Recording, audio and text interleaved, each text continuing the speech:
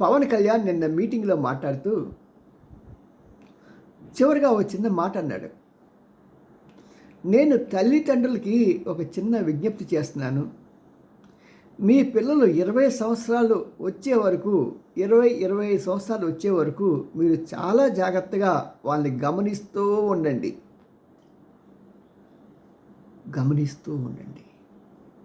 ఎందుకు ఆ మాట అన్నాడు? ఆలోచించాలి కదా. కారణం ఏంటంటే యాక్చువల్గా మన జంతర్ మంతర్ జరిగినటువంటి యాజిటేషన్లో స్టూడెంట్స్ మహా అంటే ఒక 200 మంది, ఒక 300 మంది ఉంటారు. అది కూడా నీట్కి సంబంధించిన వాళ్ళు కాదు. నీట్కి పరీక్షలు రాసిన వాళ్ళు కానీ, పరీక్ష ఫెయిల్ అయిన వాళ్ళు కానీ అంతా నీట్గానే ఉన్నారు. ఈ ఎగస్ట్రా చేసిన వాళ్ళంతా కూడా వాళ్ళకి సంబంధం లేని వాళ్ళు, ఏదో ఒక కాలేజీలో చదివిన వాళ్ళు, లేకపోతే ఒక 5 సంవత్సరాల క్రితం నీట్ చదివిన వాళ్ళు, ఏదో అలాంటి ఆ బ్యాచ్.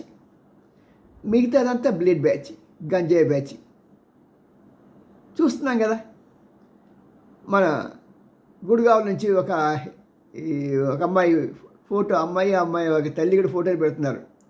మా అమ్మాయికి 15 ఏళ్ళేనండి, చిన్నపిల్ల, తప్పు తెలియక మోడీ గారిని విమర్శించింది అని.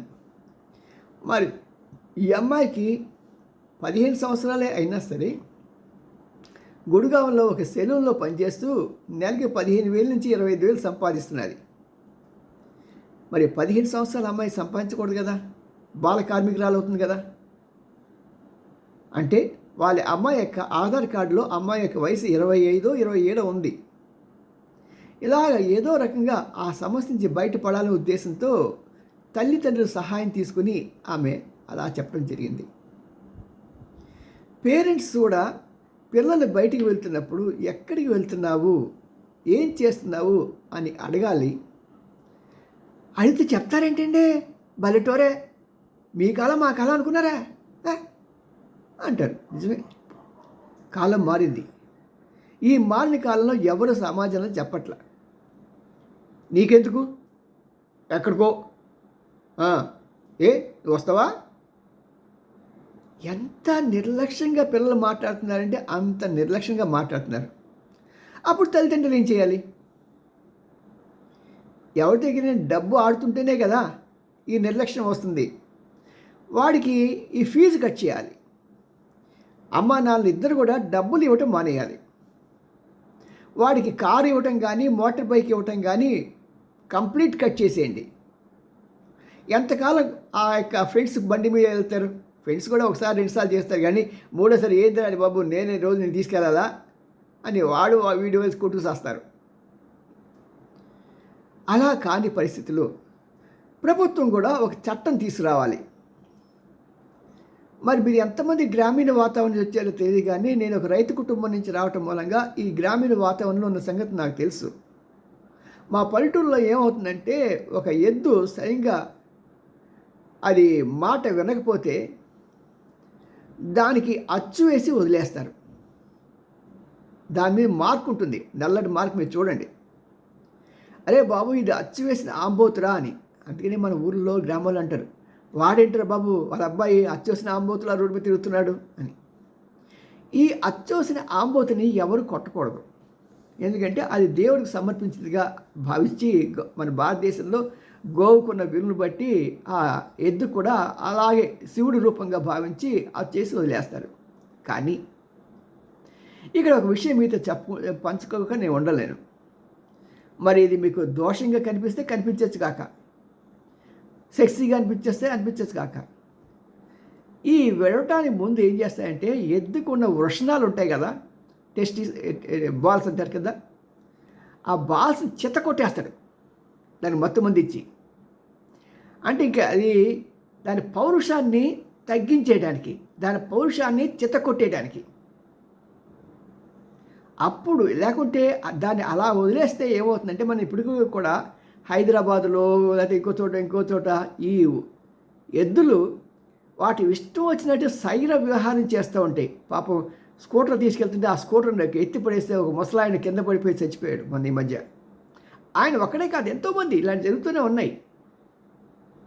సో ఈ అచ్చు వేసిన ఆంబోతులకి ఉష్ణాలు బద్దలు అది కొడితే కానీ వాటి ఇది పొగడ తగ్గదు.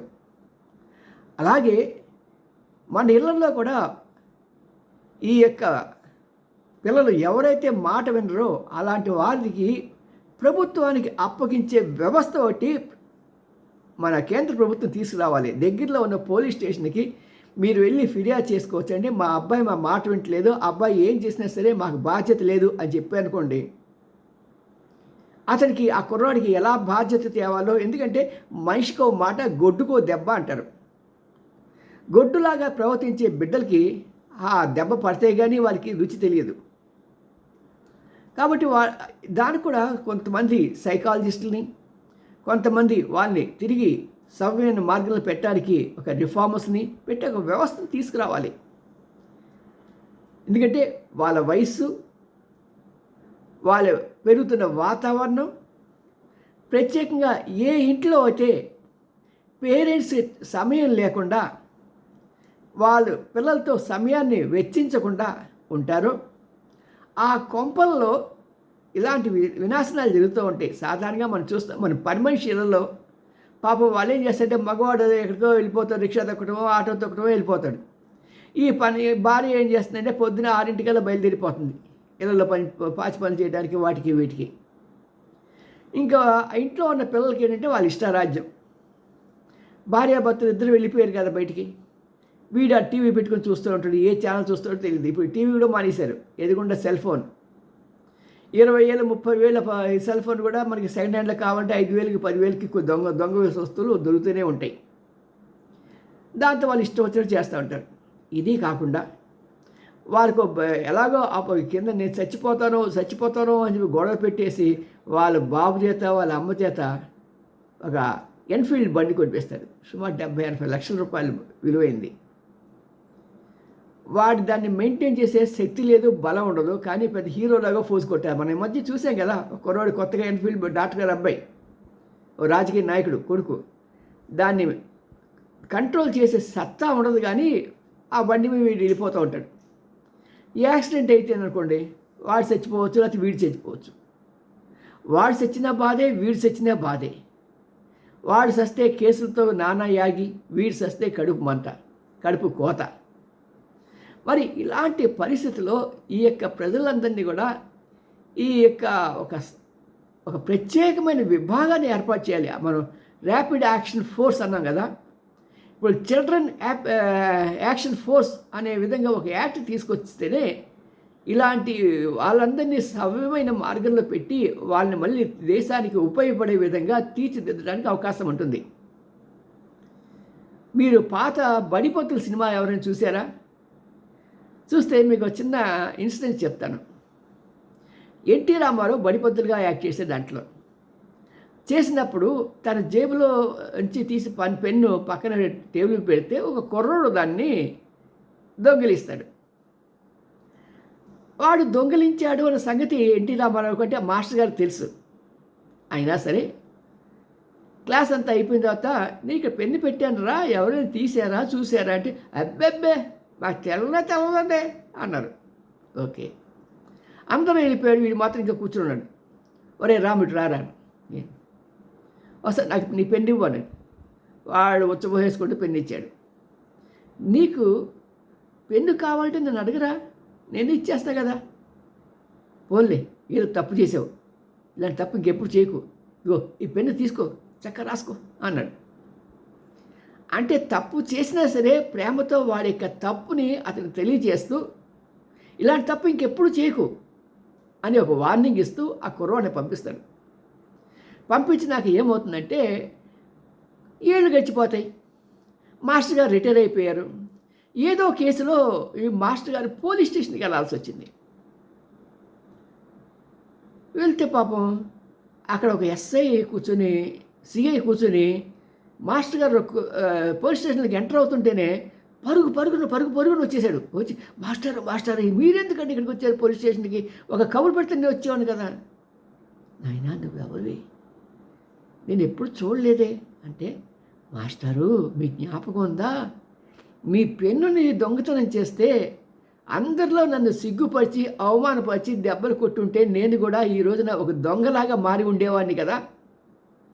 అలా కాకుండా చాలా మర్యాదగా చాలా హుందాగా నా తప్పు నాకు తెలియజేసి అలా ఇంకెప్పుడు చేయకు నాన్న అని నన్ను మందలించటం బట్టే నేను ఈ రోజున ఇంత స్థాయికి చేరుకున్నాను మాస్టారు అని అతని కాళ్ళ మీద నమస్కారం పెట్టి ఆ మాస్టర్ గారిని తీసుకొచ్చి పోలీస్ స్టేషన్లో ఆయన కూర్చుంటే సీట్లోకి వచ్చి ఈయన నా గురువు గారు అని అందరికీ పరిచయం చేసి అందరి చేత దండం పెట్టించి మాస్టర్ గారు ఏంటి సంగతి అంటే నా నా సైకిల్ ఎవడో కొట్టేశాడయ్యా బాబు గుడిగిలు పెట్టుకుంటే అదా మీకేం పర్వాలేదు మాస్టర్ గారు ఎక్కడున్నా సరే వాడిని పట్టుకొచ్చి ఆ సైకిల్ మీకు ఇప్పిస్తా కదా మీరు వెళ్ళండి అని హామీ ఇస్తారు.